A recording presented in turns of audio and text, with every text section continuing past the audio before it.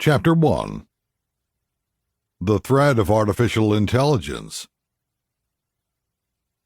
How much of a threat does artificial intelligence, AI, pose to humanity?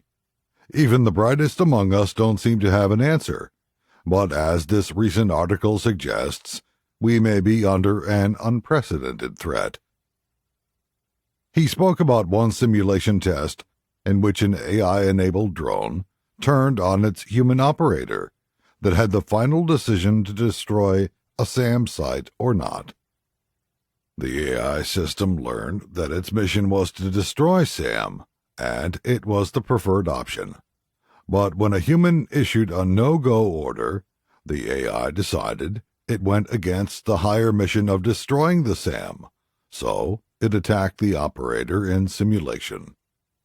We were training it in simulation to identify and target a SAM threat, Hamilton said. And then the operator would say, yes, kill that threat.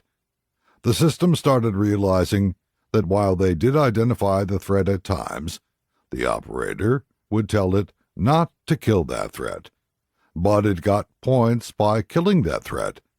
So what did it do? It killed the operator because that person was keeping it from accomplishing its objective.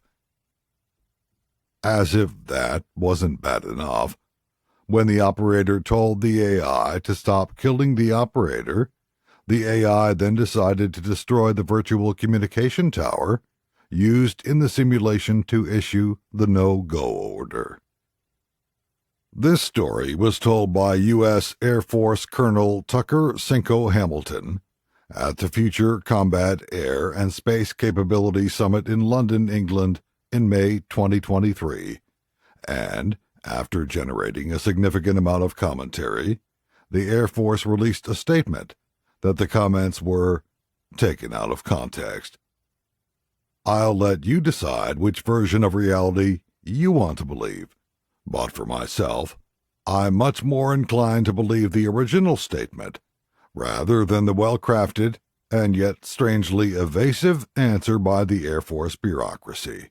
This book is about the threats to human survival from some very dangerous individuals and institutions, but also the ways in which technology can be an incredible benefit to mankind, as long as we remember our humanity, as well as our humility before God.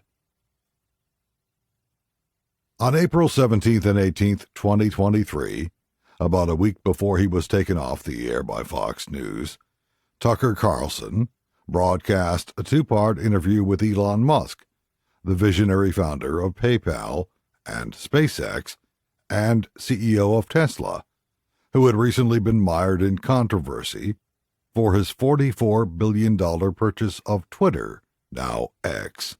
Musk's purchase of Twitter was controversial because he'd been sensitive to complaints of censorship on the platform, especially of conservative voices or those who challenged the government's COVID-19 narrative on masks, school lockdowns, social distancing, and vaccines. While these were all notable issues, what concerned Musk the most was the looming threat of AI and its manipulation by those who dreamed of a merger with the machines.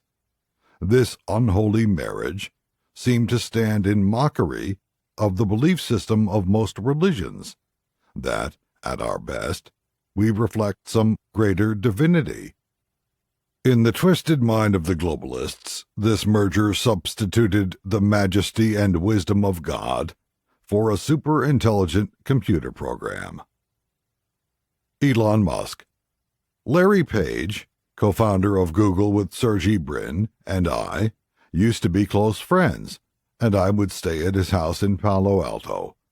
And I would be talking to him late into the night about AI safety. And at least my perception was that Larry was not taking AI safety seriously enough.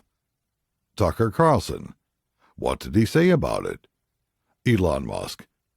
He really seemed to want some sort of digital superintelligence, basically a digital god, if you will, as soon as possible.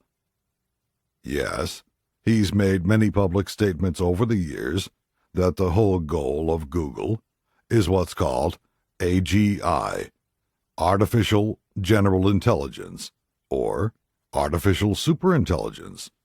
You know, I might agree with him that there is great potential for good, but there is also potential for bad. And so, if you've got some radical new technology, you want to try to take said actions that maximize the probability it will do good and minimize the probability it will do bad things. Tucker Carlson. I don't think the average person playing with AI on his phone perceives any danger. Can you just roughly explain what you think the dangers might be? Elon Musk. Yeah, so the danger really of AI is it's perhaps more dangerous than, say, mismanaged aircraft design, or production maintenance, or bad car production.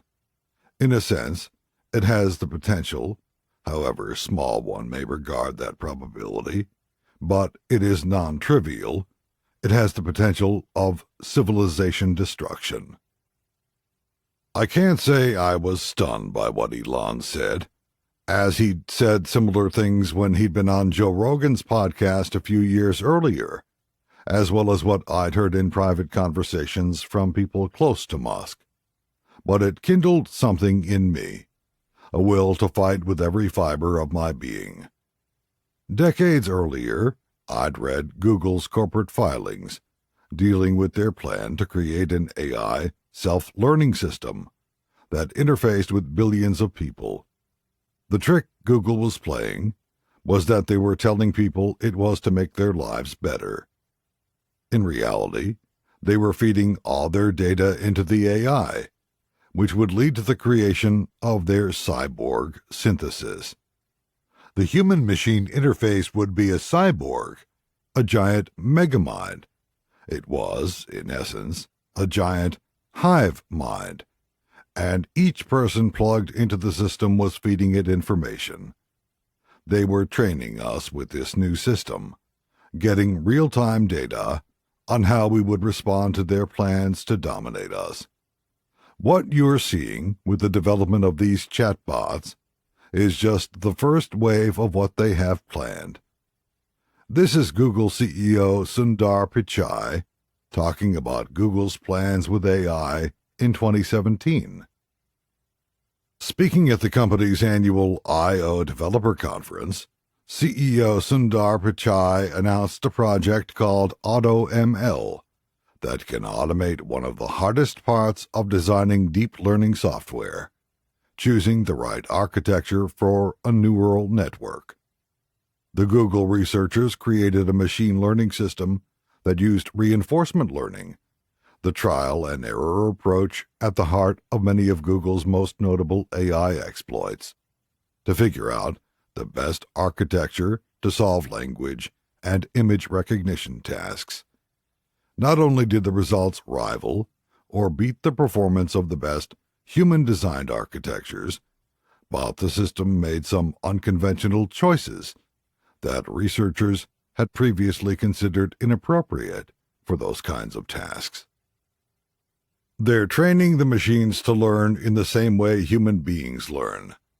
A child doesn't learn to avoid touching a stove because of an eloquent understanding of thermodynamics. They learn not to do it because when they put their hand on a stove, they feel a burn and jerk their hand away in pain. And in perhaps the most troubling development, the AI is displaying signs of making choices that most humans would never make. What if they decide, as has been the plotline of countless science fiction films, that we are simply a cancer or infection on the planet, which must be eradicated? The article continued.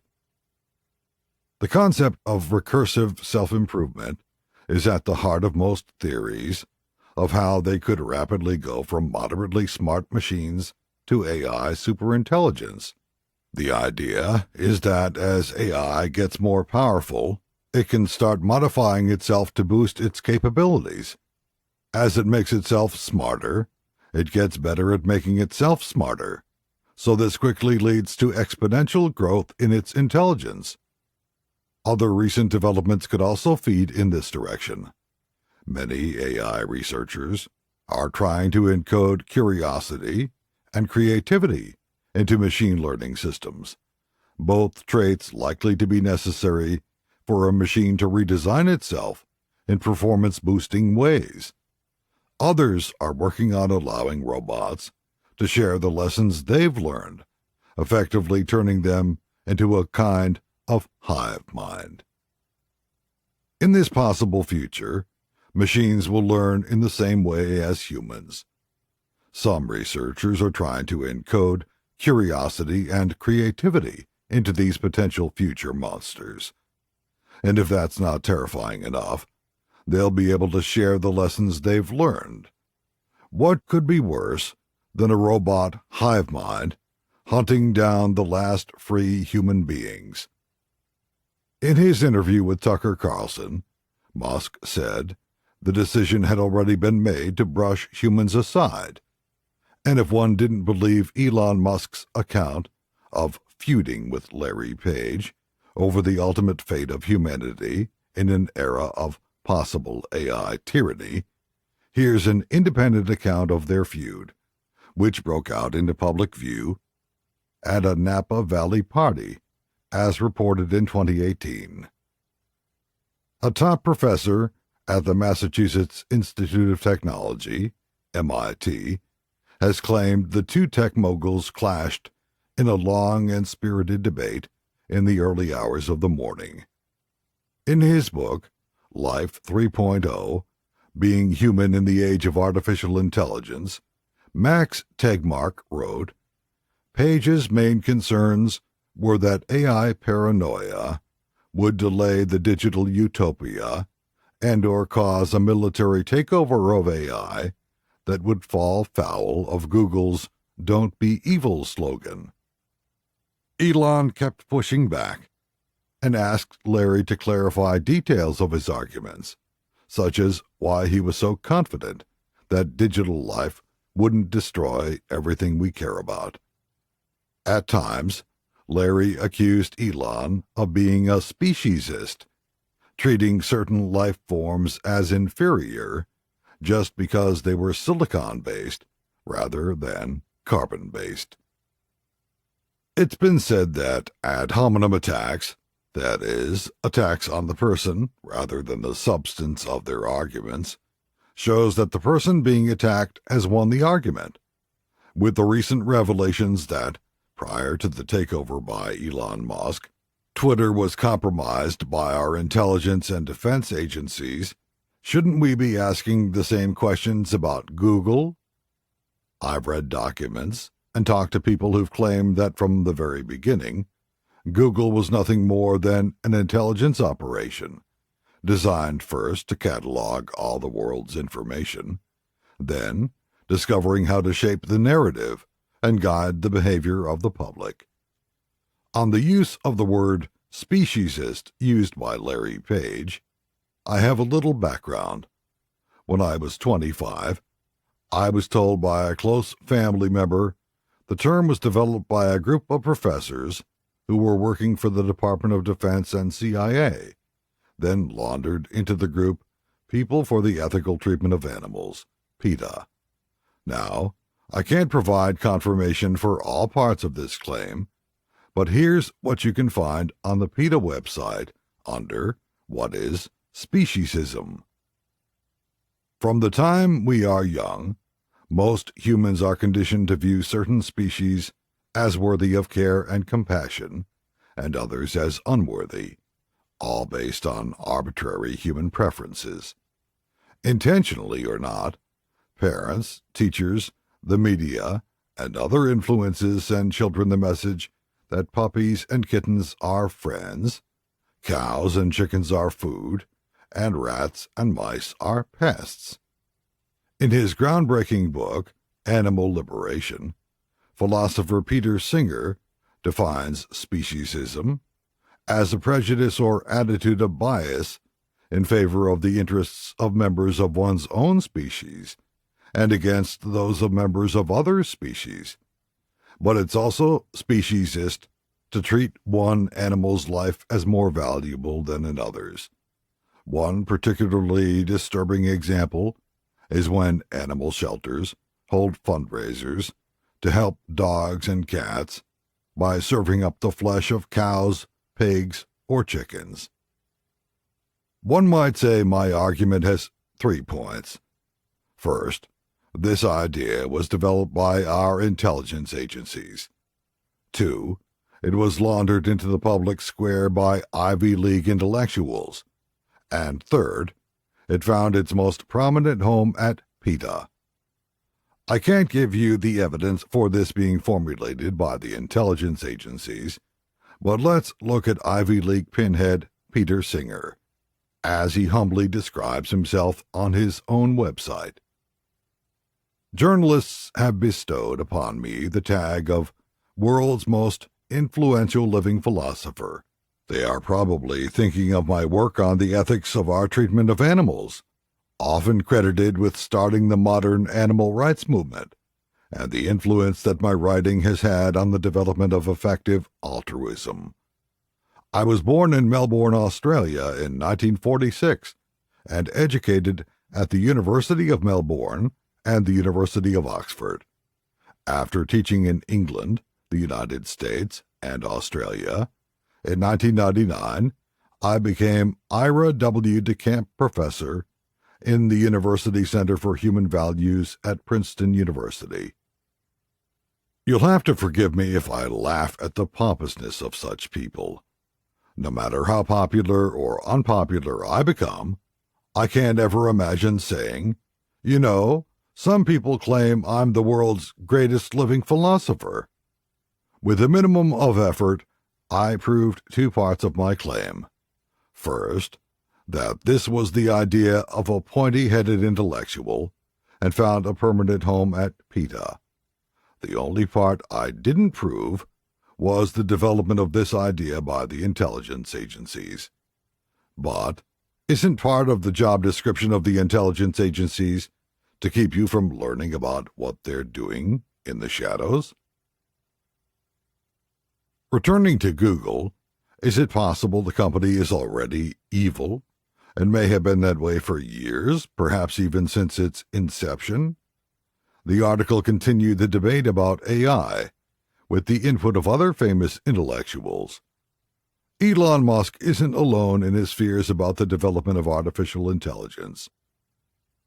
Last year, Professor Stephen Hawking said AI is likely to replace humans altogether and become a new form of life that will outperform our fleshy, flabby species. And obviously, anyone who objects to the rise of the robots and their subsequent eradication of humanity is likely to be accused of speciesism. The more things change, the more they stay the same. It sounds to me like the decision has already been made. Maybe it sounds different to you, but you'd need to explain that to me. As I'm understanding it, 2 of the smartest people in the world, Elon Musk and the late Stephen Hawking, sound as terrified of AI as I am. I feel the need to explain the filter through which I view this information. Genuinely evil people don't tell you their plans. They seduce you with lies and half-truths, as the devil did to Eve in the Garden of Eden. They leave out important pieces of information. They need you to take the steps toward your own destruction. If my opponents are not clear in their claims, I will assume the worst of them, and I encourage you to do the same. With that in mind, I want you to consider the words of Yuval Noah Harari. Many may revere the Israeli academic, but I consider him to be the world's dumbest intellectual, which, if you share my contempt for the elites, is an exceedingly high bar. Most intellectuals I've come across don't have the common sense God gave a dog. Here's some breathless coverage of Harari from the New York Times in 2021. With the publication in the United States of his best-selling Sapiens in 2015, the Israeli historian and philosopher Yuval Noah Harari arrived in the top rank of public intellectuals, a position he consolidated with Homo Deus 2017 and 21 Lessons for the 21st Century 2018. Harari's key theme is the idea that human society has largely been driven by our species' capacity to believe what he calls fictions, those things whose power is derived from their existence in our collective imaginations, whether they be gods or nations. Our belief in them allows us to cooperate on a societal scale. Do you understand Harari's argument? The reason we're successful as a species is because lies get us to work together. Just throw out thousands of years of mankind struggling to determine the great truths of human existence and live according to their dictates, and forget about trying to generate social systems that rely on transparency and trust.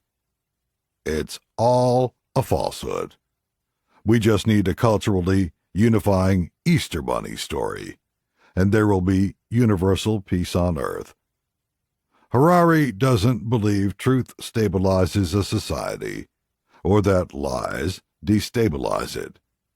I encourage you to ask yourself whether you should believe a person who doesn't value truth as a superior strategy for living an exemplary life. Did you know Harari believes there's a direct line between transgenderism and transhumanism? In fact, he's excited about the mutilation and cutting off of genitals because it will show us so many wonderful things. I think that the reason that there is so much political heat around debates about transgender people and non-binary people and so forth is because people may subconsciously feel that debates of the future will be about what we can do with the human body and human brain. How can we re-engineer them? How can we change them? The first practical place we come across these questions is gender. You can say people are bigots and are always sensitive when you talk about sex or gender, but I think that subconsciously people realize this is the first debate about transhumanism. It's about what we can do with technology to change the human body and brain and mind. This is why we see these heated debates. Did you see that coming? Transgenderism as the first stage to transhumanism? You just need to listen to these villains speak, and you'll often be able to determine their plans. And like most villains throughout history, whether they be communist or fascist, they fall in love with their ideals, averting their eyes from the cost in human misery. Hitler might have said, "We just want Germany for Germans." Stalin would have said, "We want to purge the selfish from Soviet society, so all of us can share." Mao might have justified his persecution and starvation of millions by saying, "We must purge ourselves of the thought criminals, so we can take that great leap forward." It's funny how the perfect world for so many of these tyrants begins with getting rid of the people they don't like. Harari's enthusiasm for genital mutilation is only eclipsed by his love of transhumanism. It's almost a civil right, up there with freedom of speech, religion, or the right to bear arms. Transhumanism is about what it means to be human. I mean, there are different types of transhumanism, but one interpretation is that transhumanism is fulfilling the true potential of the human, which depends, of course, on what you understand a human to be. This is the question we want to pursue, and it's not a question with easy answers. Let's talk about the crazed plans of these people to literally disassemble you and put you back together like some Frankenstein monster. It didn't work in the fairy tale of Humpty Dumpty, and it's unlikely to work with flesh and blood humans. They don't like you just the way you are. But the road to making all of the human race cyborgs won't be without its challenges.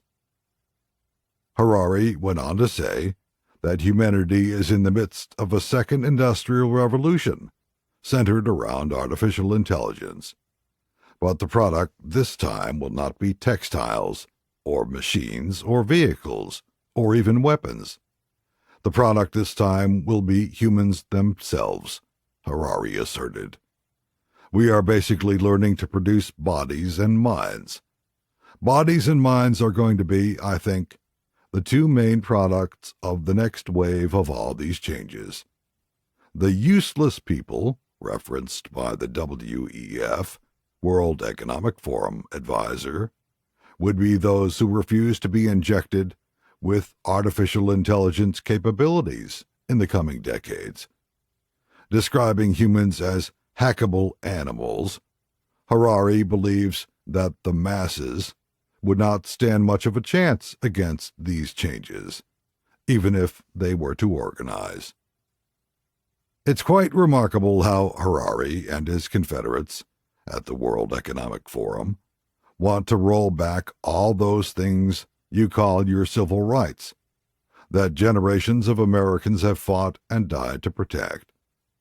Maybe we should have just shrugged our shoulders in 1776 and said, yeah, the British are taking our rights away from us, but do we really want a revolution?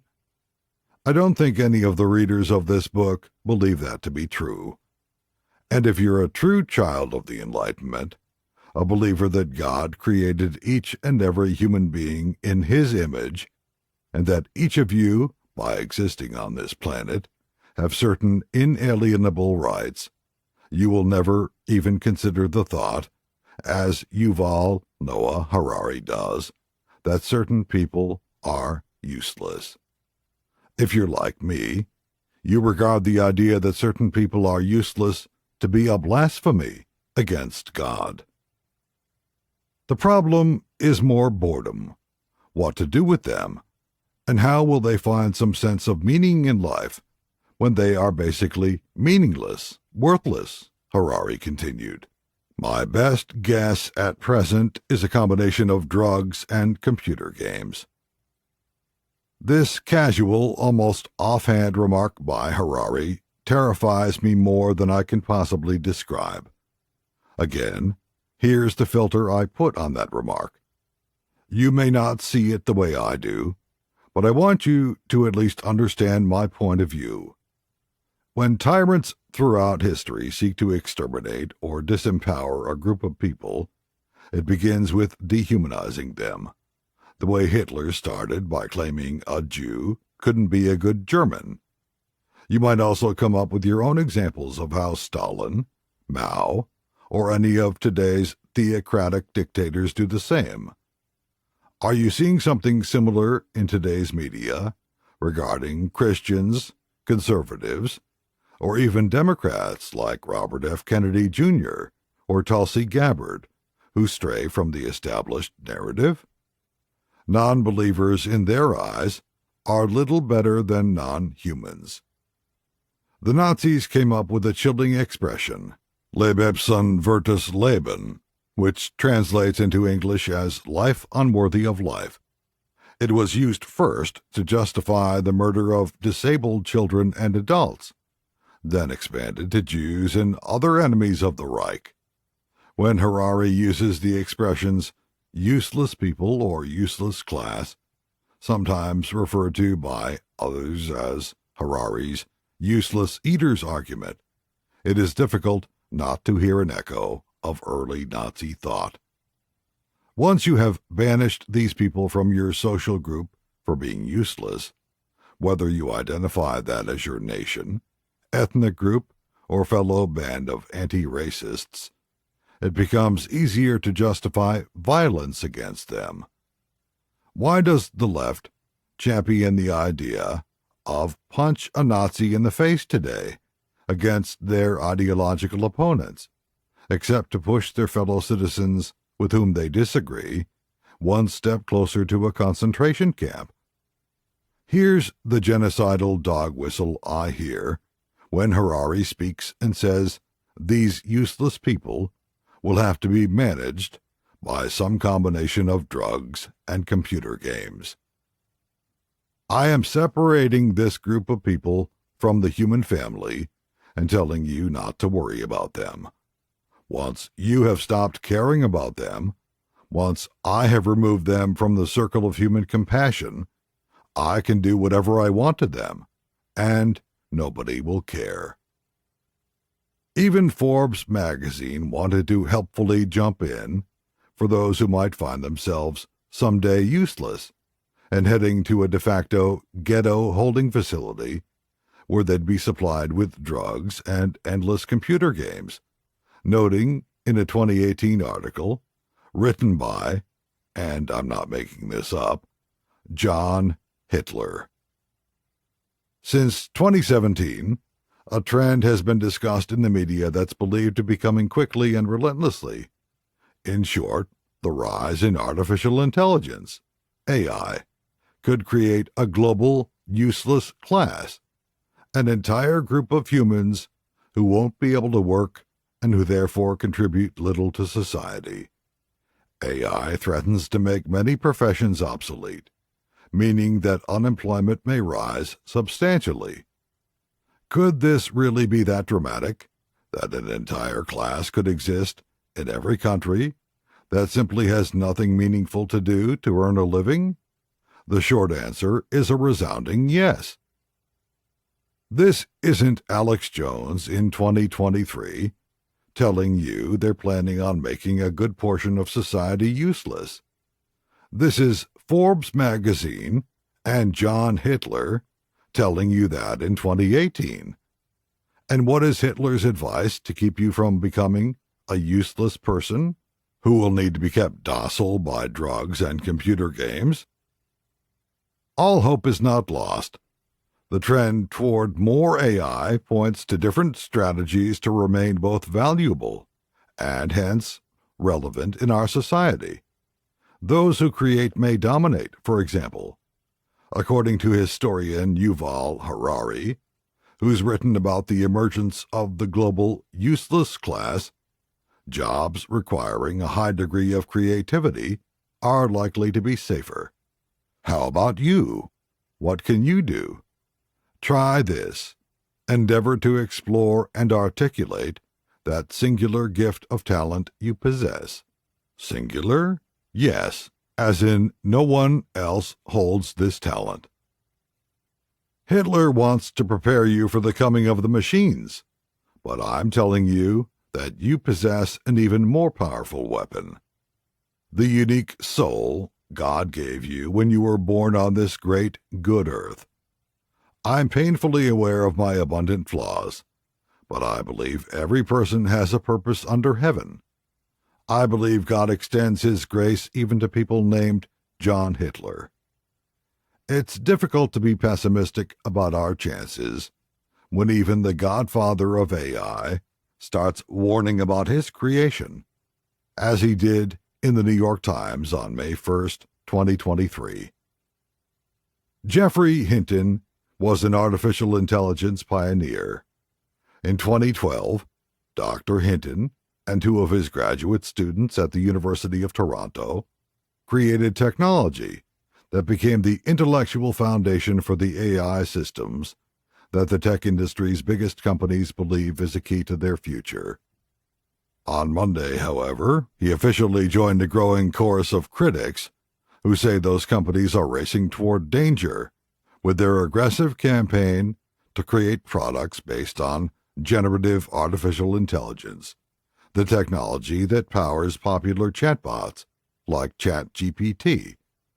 Dr. Hinton said he has quit his job at Google, where he has worked for more than a decade, and became one of the most respected voices in the field, so he can speak freely about the risks of AI. A part of him, he said, now regrets his life's work.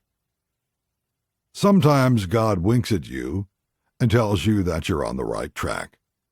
Elon Musk, Stephen Hawking, and now the godfather of AI are all on the side of Alex Jones?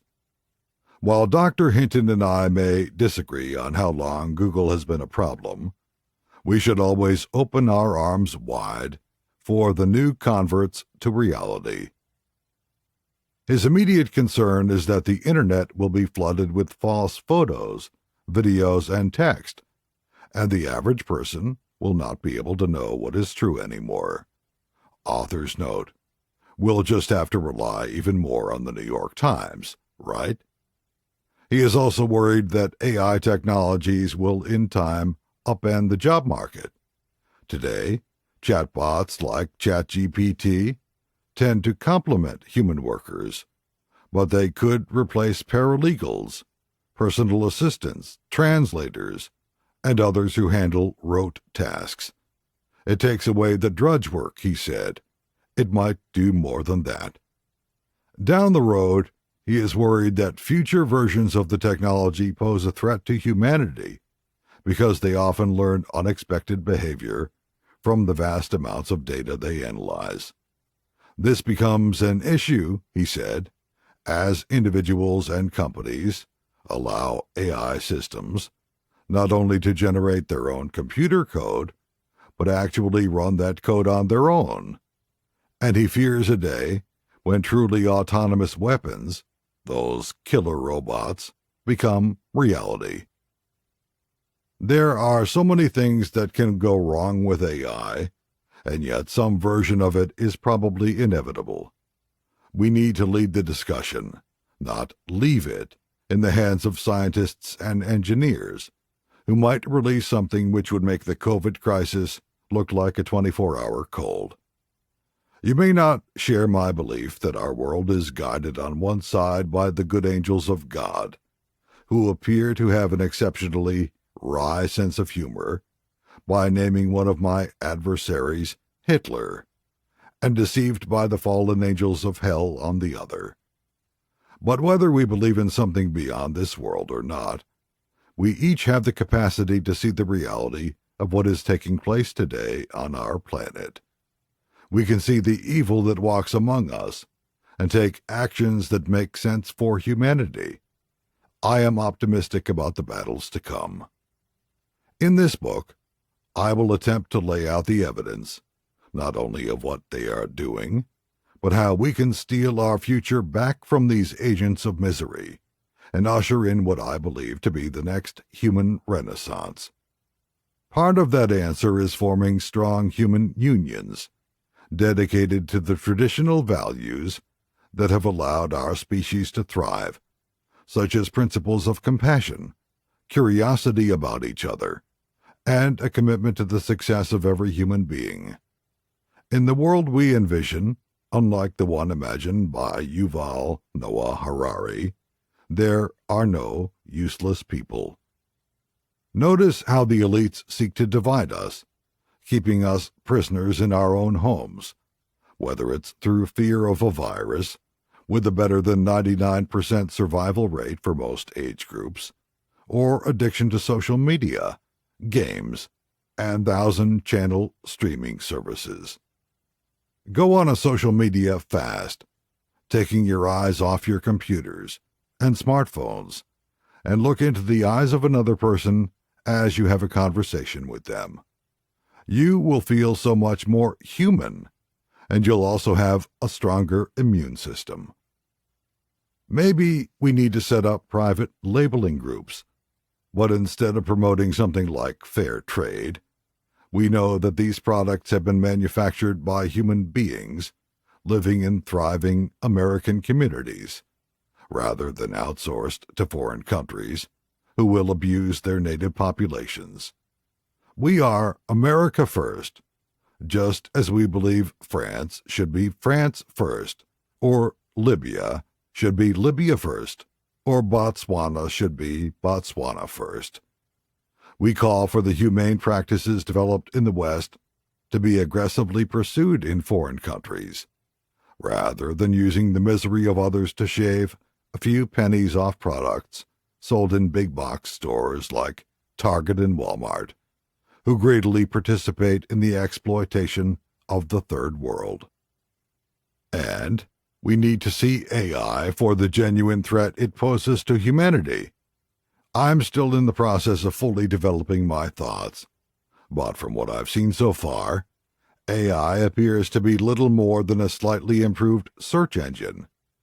As for its vaunted abilities, all I've seen it do is scrape the internet for the very best creations of human beings, slice and dice the information, then serve it back to you as if it's something new. Look for yourself what AI has done when it's been told to tell the story of American history. What you're likely to see is nothing more than scenes from Mel Gibson's fantastic movie The Patriot, Daniel Day-Lewis in The Last of the Mohicans, or Henry Fonda in The Grapes of Wrath. That isn't creativity. It's like a mixtape of your favorite music, or maybe your personal station on Pandora, in which you give thumbs up to both Beethoven and Pink Floyd. Why isn't the Screen Actors Guild, or the Writers Guild of America, suing AI for plagiarism or copyright infringement? AI is a tool, and it can have some terrifying possibilities. Already, there have been stories of unscrupulous characters getting enough audio of a young woman from her Instagram or YouTube videos to then use AI to spoof the voice in a phone call to her mother saying she's been ransomed. A few months ago, I was a victim of such an AI prank when some jokester took audio of Tucker Carlson while also getting Carlson's private cell phone number and called me while I was in a meeting pretending to be Tucker Carlson. Here's part of that exchange. Alex Jones: "Hey, brother, how are you doing?" Tucker Carlson, AI-generated voice: "Hey, Alex, it's Tucker. Do you have a minute to talk?" Alex Jones: "Absolutely." Tucker Carlson, AI-generated voice: "You busy right now, or do you got a second to talk?" Alex Jones: "I was in a meeting, and I just jumped out. What's going on, brother?" Tucker Carlson, AI-generated voice: "You busy right now, or do you have a second to talk?" Exact repeat of what he just said. I started to get suspicious. Alex Jones: "No, I just left a meeting. Go ahead." Tucker Carlson, AI-generated voice: "I was thinking we could do a show together where we're topless and we suck each other's nipples and play with them a bit. It would be a comment on gender roles." I'd been in something of an intense financial meeting that I'd stepped away from to take what showed on my phone as Tucker's personal cell phone, so it took me a few seconds to realize it was not Tucker Carlson. In private, Tucker is often profanely funny, but this just wasn't his preferred style of humor. Aside from prank phone calls, I believe the genuine danger from AI is that it's a very effective mask of control that can be utilized by the elites. If you have AI telling you it's a bad idea to have kids because of climate change, how many will follow that advice? My guess is that it's going to be a significant number of young people. We must remember that we are the ones in control of our own destiny. Human beings are the only animal that can control our environment. The left wants us to believe we're a cancer on the planet that needs to be called back, perhaps by a cruel 90%, as suggested by a top University of Texas ecologist, about 8.1 billion people to be killed, for a total global population of just under a billion people. Other globalists might prefer a kinder and gentler genocide, a mere 80% reduction in human beings, as suggested by Stanford professor Paul Ehrlich, which would only require the deaths of approximately 6.5 to 7 billion people, allowing 1.5 to 2 billion individuals to continue to exist on the planet. That means, for each person who survives, they'd be expected to bury 8 to 9 of their closest friends and family members. How do they expect to achieve such a massive reduction in population? Well, they'll do it with a slow kill, giving us crappy food, lots of pharmaceutical drugs and unsafe vaccines, making us fear one another, and having us hide in our houses, getting our groceries and meals delivered. This is a moment beyond Pandora's box, beyond Promethean fire, what I call the Atlantean moment, in which we make the civilizational decision to embrace a bright or dark future. On its own, and developed by those genuinely interested in humanity. AI might be a very effective tool, like computers and smartphones, which also need to be protected from the deep state. But in the hands of the globalists, AI is just another weapon in their war to control you and decrease the number of humans on the planet. This is as serious as it gets.